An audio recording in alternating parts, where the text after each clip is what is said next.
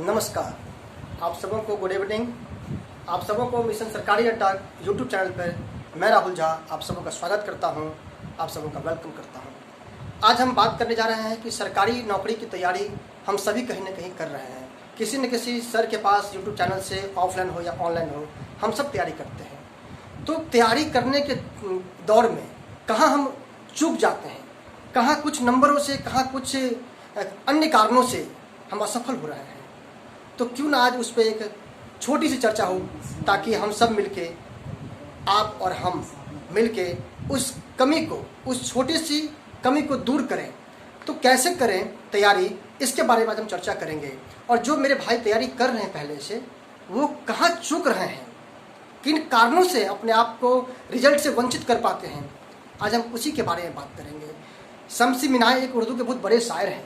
उन्होंने कहा है कि मैं राम पे लिखूं मेरी हिम्मत नहीं है कुछ, तुलसी ने वाल्मीकि ने छोड़ा नहीं है कुछ, फिर ऐसा कोई खास कलमबर नहीं हूँ मैं, लेकिन वतन के खाक से बाहर नहीं हूँ मैं। तो मेरा ऐसा मानना है कि मैं कुछ कहूँ आपको तैयारी करने के लिए, मैं उस लायक तो नहीं हूँ, परंतु चूंकि मैं भी इसी श्रेणी में आता हूँ, तो मुझे लगा कि कहीं ना कहीं अपने दिल की बात आपके दिल तक, अपने मन की बात आपके मन तक क्यों ना शेयर करें, ताकि जो कमी मैंने कहीं ना कहीं अपने विद्यार्थी जीवन में छोड़ा है, उस कमी को मेरे भाई आप मत छोड़ो। आप उस कमी को कैसे फील कर सको, जो कमी हमने कहीं ना कहीं अपने विद्यार्थी जीवन में छोड़ रखा है। मेरा नाम राहुल झा है और मैं हाल ही में बिहार सरकार में जो STET का एग्ज़ाम हुआ था, उसमें गणित के शिक्षक के रूप में उत्तीर्ण हुआ हूँ। तो मैं आज टीचर भी हूँ और आपका भाई भी हूँ। तो मेरी इतनी औकात नहीं कि मैं आप सबको कन्विंस कर पाऊँ, बट मेरा मानना है कि अपना जो एक्सपीरियंस है वो शेयर कर सकता हूँ। वही शेयर करने के लिए आज मैं यूट्यूब चैनल मिशन सरकारी अड्डा के साथ जुड़ा हूँ। और ये मिशन सरकारी अड्डा चैनल को आप सब देखते हैं तो लाइक भी कीजिएगा, कमेंट भी कीजिएगा, शेयर भी कीजिएगा और सब्सक्राइब तो करवे कीजिएगा। ये हमारा बिहारी टोन है। आइए हम आगे बढ़ते हैं। सबसे पहली बात है कि हम सब कहीं ना कहीं तैयारी में जो कमी है वो कैसे नहीं पकड़ पाते हैं। मेरा 80 नंबर आता है, किसी का 80.1 पर सिलेक्शन हो जाता है। मैं कई बार SSC, CGL, LDC, MTS, कई अन्य प्रतियोगी परीक्षाओं में कुछ नंबरों से 0.12, 0.15, 1.2, 1.5 नंबर, 2 नंबर, इस तरह से बहुत करीब जाके फेल हुआ हूँ। तो मेरा जो अपना अनुभव है, तजुर्बा है, वो बस मैं आपके साथ शेयर करने के लिए आया हूँ कि आखिर ऐसा क्यों होता है। सबसे बड़ी बात है कि हम सब अपना मूल्यांकन खुद से नहीं कर पाते हैं। आप क्या हो, आपका सब्जेक्ट कौन सा अच्छा है, कौन सा कमज़ोर है, ये सबसे बड़ी बात है कि ये आपसे बेहतर कोई नहीं जान सकता इस दुनिया में कि आप क्या हो, आपके अंदर कितना कैपेसिटी है, आप क्या कर सकते हो। ये आपसे बेहतर भला कोई और जान सकता है क्या? तो उत्तर है नहीं। तो क्यों ना हम उस पर फोकस करें। तो सबसे पहले आप तैयारी कर रहे हो तो एक बार आप स्व मूल्यांकन करो कि मैं कहाँ रह जाता हूँ भाई। आप पिछले परीक्षा से अब की परीक्षा में कहाँ रह गए कि पिछले बार भी नहीं हुआ, अब की बार भी नहीं हुआ, पिछले बार भी वही समस्या था, अब की बार भी वही समस्या है। तो मेरा ऐसा मानना है कि जो मेरे भाई हैं, वो जो भी मेरे भाई और बहन हैं जो इस चैनल को देख रहे हैं, इस वीडियो को देख रहे हैं और जो परीक्षा दे रहे हैं, सफल और असफल होना कोई बड़ी बात नहीं है, बहुत मामूली सा फर्क होता है जी। मेरे कई ऐसे मित्र हैं जो हमसे कम नंबर लाके कैटेगरी में तो रिजल्ट हो गया, कई ऐसे मित्र थे जो हमसे अधिक नंबर लाके सफल हो गए हैं। तो क्या उनके टैलेंट में और मेरे टैलेंट में कोई कमी था? तो उत्तर है नहीं। फिर मैं कहाँ रह गया? वही 0.1 नंबर से, 2 नंबर से, 1 नंबर से, 2 नंबर से। तो उस कमी को कैसे फील कर सकते हैं हम लोग हमेशा इस पर कभी भी मूल्यांकन आज तक किए ही नहीं। आप खुद से गौर करना कि जब आप तैयारी करते हो, आप जब कोई सेट पर आते हो, तो सेट में हम पिछले सेट से इस अगले सेट में कहाँ रह गए हम लोग। इस बात को जब तक स्व मूल्यांकन नहीं कीजिएगा तब तक सफलता नहीं मिल सकती है। हम सब वही तैयारी करते हैं जो पिछले बार किए थे, उसी वे में करते हैं जब पिछले बार किए थे तो फेल हो गए, कुछ नंबर से रह गया। तो क्या आपको नहीं लगता कि हम उससे थोड़ा अलग से करें तैयारी, ताकि हम अब की बार उससे अच्छा नंबर ला पाए। दिन प्रतिदिन कंपटीशन में जो एक मोशन आ रहा है, जो एक कटअप का जो मोशन है वो आगे की ओर जा रहा है, तो हम लोग उस पर कंसंट्रेट करके कि अब की बार यदि 108 पे पास किया है कोई, तो अगले बार 109 होगा, 1010 होगा, इस तरह से जो नंबर आगे बढ़ेगा, तो क्या हम उस पर काम कर रहे हैं? तो उत्तर है कि हाँ या नहीं। ये मूल्यांकन आप खुद से कर सकते हैं। और मेरा ऐसा मानना है कि आप सबसे पहला जो काम है ये है कि आप स्व मूल्यांकन कीजिए। स्व मूल्यांकन करने के दरमियान जब आप ये पाते हैं कि हम पिछले बार से अब की बार जो तैयारी कर रहे हैं वो उसी लेवल से कर रहे हैं, उसी गति से कर रहे हैं, या उससे कहीं बाहर कर रहे हैं, यदि आप पाते हैं कि हम उससे बेहतर करने के लिए उससे कुछ अलग हट के तैयारी करते हैं, तो बहुत अच्छा है। यदि आप ऐसा नहीं कर रहे हैं, तो मेरा ऐसा मानना है कि आप कहीं न कहीं उसी पथ पे जा रहे हैं जिस पथ पे आपने पिछली बार एग्जाम दिया था, और कुछ नंबरों से आप रह गए थे। और मिशन सरकारी अड्डा यूट्यूब चैनल है, इस पे अभी जो स्पेशल ग्रुप डी के लिए मैं फिजिक्स पढ़ाऊँगा आप सबों के साथ।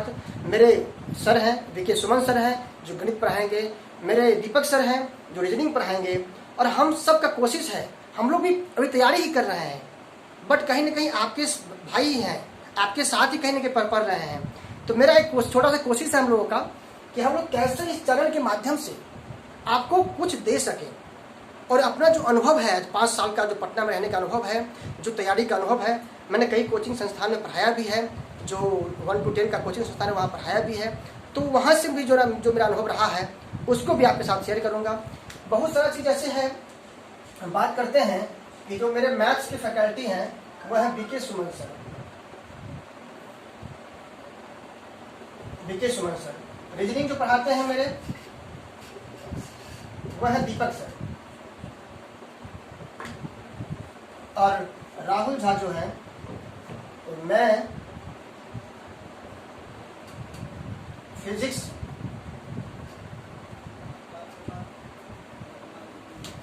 पढ़ाऊंगा आप सबों के साथ। और फिजिक्स में जिस तरह का क्वेश्चन जो न्यूमेरिकल का आपके अंदर डर है, उस डर को बिल्कुल खत्म करने के लिए मैं पूरी कोशिश करूंगा कि आप सबों के साथ जब मैं फिजिक्स पढ़ाऊं तो वो फिजिक्स पूरी तरह एकदम टॉपिक वाइज, चैप्टर वाइज और न्यूमेरिकल से लेके ऑब्जेक्टिव तक जितना मैक्सिमम क्वेश्चन हो सकता है उसको डिस्कशन करने का प्रयास करूंगा। तो मेरे भाई, आप सब जो भी मेरे भाई इस वीडियो को देख रहे हैं और जो तैयारी कर रहे हैं, वो बिल्कुल पूरी तरह सीरियस होकर तैयारी करना है। आप सबको इस तरह तैयारी करना है कि लगे कि अब की बार रेलवे पार, ऐसा लगना चाहिए। और इसी के साथ ये जो 3 सब्जेक्ट है, इसके साथ साथ जो करंट अफेयर्स की क्लासेज है, वो आपको प्रतिदिन मात्र 10 मिनट में 20 से 30 क्वेश्चन का कलेक्शन, वो भी ऐसा क्वेश्चन जो बिल्कुल एग्जाम के रिलेवेंट होगा। इसके साथ वो भी क्वेश्चन कराया जाएगा जो एक स्टैटिक जीके का जो एक बहुत बड़ा हुआ है मार्केट में, वो कुछ है ही नहीं, उसको भी इसी के साथ जोड़ कर कराया जाएगा। और ये सब हम मेरे टीम के जो सर हैं यही सब मिल के इसको कराएंगे। वो AK आनंद सर हैं जो current affairs plus static GK, current affairs plus static GK, ये जो है AK आनंद सर हैं, current affairs plus static GK AK आनंद सर के द्वारा कराया जाएगा। तो मेरे भाई बिल्कुल ध्यान देना है कि बस एक काम करना है, हम सबको मिलकर करना है, वो आप ही कर सकते हो और कोई नहीं कर सकता। यहाँ पे मैं भले आपको कुछ भी कह दूं, आप कहीं से लाख पढ़ लो पूरे पटना में, दिल्ली में रह के पढ़ लो, गाँव में रह के पढ़ लो, करना आप ही को पड़ेगा। सबसे बड़ा है कि सेल्फ स्टडी करना है आपको। आप जितना अधिक स्टडी घर पे पढ़ोगे, आपका रिजल्ट आपके हाथों में होगा। और सबसे एक बड़ी विडंबना है पटना जैसे शहर में, जो मैंने अपना अनुभव देखा है कि स्टूडेंट के पास तैयारी है ही नहीं, बट सेट प्रैक्टिस के लिए दौड़ जाता है। कहाँ जा रहे भाई? सेट मारने जा रहे हैं। सबसे पहले ये देखो कि क्या तुम जहाँ जा रहे हो सेट मारने के लिए, तुमको क्या क्या आता है अभी तक। एक बार तुम स्व मूल्यांकन करो कि हम जिसके लिए जा रहे हैं क्या उस लायक हम हैं कि नहीं हैं। अब यदि मान लो तुमसे हम पूछ देंगे कि 5 गुना 3 कितना होता है, तुम रूम में है फिर भी 15 कहेगा, चांद पे पूछेंगे 15 कहेगा। क्यों? क्योंकि तुमको आता है भाई। अब जाके सेट में मार देंगे बाबर, अकबर, हुमायूं, जहांगीर, इससे क्या फायदा है। पूरा पहले हमको बेसिक से कंटेंट के साथ पढ़ना होगा। बहुत सारा ऐसा पब्लिकेशन भी है, ऐसा बुक भी है जो थ्योरी विद प्रैक्टिकल ऑब्जेक्टिव भी करवाते हैं, उसमें अवेलेबल है। तुम वहाँ से क्वेश्चन करो। तुम जितना देर सेट प्रैक्टिस करने के लिए बाहर जाते हो, 2 से 3 घंटा का टाइम बर्बाद करते हो, उतना में तुम रूम पर यदि तुम ईमानदारी से पढ़ोगे 300 से 400 क्वेश्चन तुम पढ़ सकता है। बट यहाँ ऐसा है नहीं, भीड़ जो कर रहा है वही तुम भी करते जा रहा है। एक कहावत है कि लिखे लिखे सब चले, लिखे चले कपूत, लेख छोड़ तीनों चले, शायर सिंह सपूत। तो तुमको थोड़ा हटके काम करना होगा भाई। 1 करोड़ बच्चा फॉर्म भरा है, तुम्हारा स्थान कहाँ पे है, तुम कहाँ तक जाना है तुमको, ये तुम देखो, सोचो, अपना मूल्यांकन करो, उसके बाद तुम आगे की तैयारी करो। तुम्हें लगता है कि मेरा फिजिक्स कमज़ोर है, मेरा केमिस्ट्री कमज़ोर है, मेरा रीजनिंग कमज़ोर है, मेरा मैथमेटिक्स कमज़ोर है, उस पर तुम फोकस करो। तुम्हारा कमज़ोर कौन सा विषय है जहाँ तुम सेफ फील नहीं कर पा रहे हो, वहाँ तो अभी टाइम है तुम्हारे पास। कम से कम एग्जाम में 2 से 3 महीने का डिले है। 2 से 3 महीने का टाइम एक सफिशिएंट टाइम है यदि बेसिक तुम्हारा अच्छा है तो। जैसे फिजिक्स है, ग्रुप डी में साइंस का जो पोर्शन है, फिजिक्स केमिस्ट्री बायो, अच्छा खासा क्वेश्चन आता है उसमें। तो मेरा ऐसा मानना है कि यदि उसमें किसी भी 2 विषय को, फिजिक्स हो बायो हो, फिजिक्स हो केमिस्ट्री हो, केमिस्ट्री हो बायो हो, किसी 2 विषय पे अच्छा पकड़ है तो उसको और बढ़िया करो। खास करके मैंने सोचा कि फिजिक्स ही इंपॉर्टेंट है ग्रुप डी के लिए, जहां से न्यूमेरिकल प्लस जो ऑब्जेक्टिव क्वेश्चन है टॉपिक वाइज, ये न्यूमेरिकल और ऑब्जेक्टिव दोनों क्वेश्चन का प्रैक्टिस यहाँ पे होगा।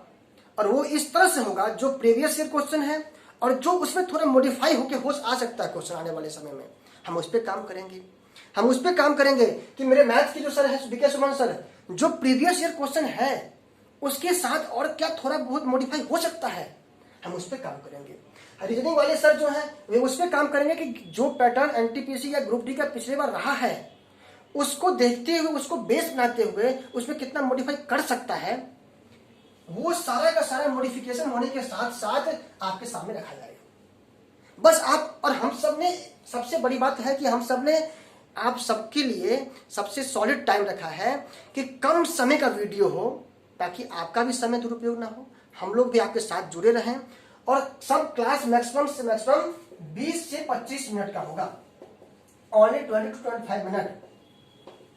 20-25 मिनट में, चूंकि एग्जाम का टाइम भी यही है आपके पास, वहां भी यही टाइम है आपके पास, यह भी वही टाइम होगा। और ये 3 विषय महत्वपूर्ण है, साइंस हो, फिजिक्स हो, रीजनिंग हो और मैथ्स हो। तो ये सारा चैप्टर, ये सारा सब्जेक्ट जो है वो टॉपिक वाइज कराया जाएगा। ऐसा नहीं कि 25 क्वेश्चन लेके आएगा, ऐसा नहीं होगा। यदि हम नंबर सिस्टम पर काम कर रहे हैं तो A to Z टाइप जो नंबर सिस्टम का है वो सारा टाइप लेके आएंगे। उस टाइप से कहां से किस टाइप से अधिक क्वेश्चन पूछा गया है उसको भी उठा के लाएंगे। फिजिक्स है टॉपिक वाइज, यदि हम वैक्टर शुरू करते तो वैक्टर से आने वाले सभी प्रश्न आपके लिए आसान हो जाएगा, ऐसा मैं विश्वास करता हूं आप सबको। बस आप सब मिशन सरकारी अड्डा चैनल को लाइक करें, शेयर करें, सब्सक्राइब करें और साथ ही अपने दोस्तों को बताएं भी कि भाई हम जहां पढ़ रहे हैं, जहां सर पढ़ा रहे हैं, कुछ ना कुछ तो है जो मार्केट से हट के है। और हम सब जो है वो सब, शायद जो यूट्यूब चैनल हो, ऑफलाइन क्लासेज हो, हम सब जगह अपना नज़र बनाए हुए हैं। उससे बेहतर क्या कर सकते हैं हम, उस पर काम कर रहे हैं। इसलिए मेरे भाई सबसे बड़ी बात है कि आप सब अपना जो टाइम है वो घर पे खूब पढ़ें। ऐसा नहीं है कि आप 1 दिन पढ़ लिए, 2 दिन पढ़ लिए, 4 दिन पढ़ लिए, 5 दिन पढ़ लिए, 2 दिन एब्सेंट हो गए, तब प्रतियोगी परीक्षा नहीं है। प्रतियोगिता का मतलब ये होता है प्रति व्यक्ति योग्यता का आकलन, इसे कहते हैं प्रतियोगिता। तो आप जान लो कि आप 1 करोड़ व्यक्ति के बीच में आपका योग्यता का आकलन हो रहा है, तो कैसे करोगे बताओ। हम मानते हैं कि पढ़ने वालों की संख्या 10 लाख से अधिक नहीं है, पर 10 लाख तो है और तुम कहाँ हो। तो इसलिए उस 10 लाख में मेरा नाम हो, मेरा स्थान हो, हम उस पर काम करेंगे। इसलिए मेरे प्यारे भाइयों और बहनों, हम सब से एक ही रिक्वेस्ट करेंगे कि आप सब मिशन सरकारी अड्डा के यूट्यूब चैनल को लाइक करें, शेयर करें, सब्सक्राइब करें और इसे जुड़ें। और जुड़ने के बाद हम सब डेली बेसिस पे तीनों सब्जेक्ट का जो है, चारों सब्जेक्ट का एक एक वीडियो कम से कम लाएंगे, आप सबके लिए लाएंगे, to the point, topic wise, और जो मैक्सिमम एफर्ट कर सकते हैं हम लोग आपके लिए वो जरूर करेंगे। बस एक आप लोगों से निवेदन है कि अभी जो 2-3 महीना टाइम है, इसका पूरा उपयोग करो। इस पर कहीं कोई गैदरिंग नहीं करो। अभी लगन आने वाला है, अभी कोविड का हल्ला भी है, डाइवर्ट नहीं होना इस समय। ये सब आते रहता है जी, पिछली बार भी आया था, अब की बार भी आया है, अगले बार भी आएगा।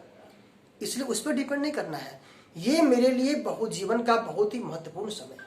तुम सोचो कि यू हैव 6 मंथ एग्जामिनेशन के लिए और तुम्हें जीना है 60 साल। तुम सोचो क्या अच्छा तुम्हारे लिए है। 6 महीने मेहनत कर लेगा, 60 साल सुखी रहेगा। 6 महीने ऐश कर लेगा, 60 साल सुखी नहीं रहेगा।